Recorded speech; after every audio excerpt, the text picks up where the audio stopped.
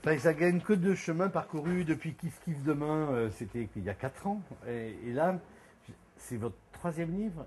Et j'allais dire, c'est vraiment votre premier roman. En tout cas, toute la patte que vous travaillez depuis le début de la banlieue, des gens que, sans doute de vos expériences, de vos souvenirs. Là, vous avez vraiment décidé de choisir une vraie forme romanesque pour l'aborder. Ça change quelque chose ou pour vous c'est la continuité? C'est ce que j'allais dire en fait. Pour moi, c'est la continuité de ce travail que je fais depuis 4 ans. Et j'ai toujours l'impression de parler de la même chose parce que la banlieue, comme la ville de 4500 habitants que je décris dans ce roman-là.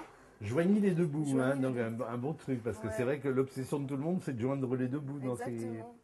Ben, en fait, c'est la vie quotidienne de gens ordinaires qui n'ont pas du tout l'étoffe de héros de roman et dont je rends un peu le quotidien en essayant de rendre ça drôle et donc voilà, c'est rendre leur quotidien ordinaire un peu extraordinaire par la manière dont je vais le raconter. Alors, c'est comme un polar, un peu, puisque il y a le pivot, c'est un personnage qui s'appelle Joël Morvier, c'est une sorte de beauf absolument intégral, de patron de bistrot, raciste, macho, assez odieux, et puis tout autour de lui, des habitués, et puis il est retrouvé lardé de coups de couteau, et évidemment la police soupçonne que c'est parmi ses habitués que, que se dissimule l'assassin. Et c'est un livre choral, c'est-à-dire qu'on passe d'un personnage à l'autre et chacun, en fait, vous êtes une sorte d'Agatha Christie de la cité, puisque chacun a de vraies et bonnes raisons de l'avoir tué. Une sorte d'Agatha Christie, c'est bien, mais de la cité là, non, parce que ça a strictement rien à voir, mais disons que il n'a pas d'amis, pas de gens qui l'aiment, donc tout le monde a une raison de le détester d'abord, et donc pourquoi pas de l'avoir tué. Moi, ce qui m'a vraiment étonné beaucoup plus dans ce livre, c'est l'humanité que vous donnez à chacun de ces personnages. C'est-à-dire, même lui, qui est quand même une sorte de portrait de tout ce qu'on peut détester, vous allez chercher ce qu'il y a d'humain. Et d'ailleurs, il y a une fin qui est enfin, il faut rien dire, une vraie surprise, en tout cas pour le lecteur, bien sûr.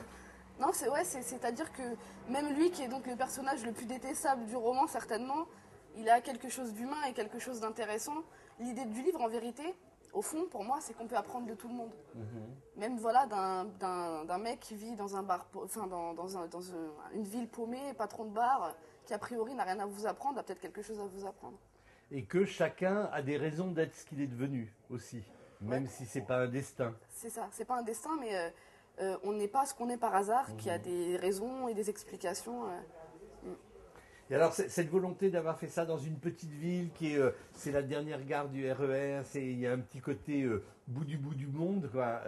Et puis en même temps, ça parle quand même beaucoup d'aujourd'hui, ça traverse les problèmes qu'on a en résonance dans la tête.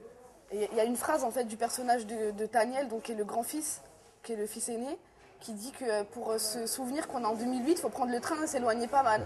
C'est-à-dire que l'idée, c'est que pour raconter cette histoire, c'était beaucoup plus intéressant d'isoler les personnages dans un endroit comme celui-ci et de les faire. Oui, ça fait un peu laboratoire, entre eux. comme un savant qui découperait un peu ces petits rats dans le labyrinthe. Vous avez choisi un cadre un peu fermé, mais en même temps, il y a tous les échos et le fracas du dehors qui viennent. Et en même temps, il y a toute la dimension sociale qui est importante, parce que cet isolement, il est aussi dû à une certaine misère sociale et que ils sont tous dans des situations sûr que si compliquées, Jaco quoi. avait du boulot, les rapports avec sa femme ne seraient pas les mêmes, le fils serait peut-être moins Exactement. ou autrement révolté, et ainsi de suite. Il raconte quand même un licenciement de 200 personnes dans l'usine où il a travaillé pendant une trentaine d'années.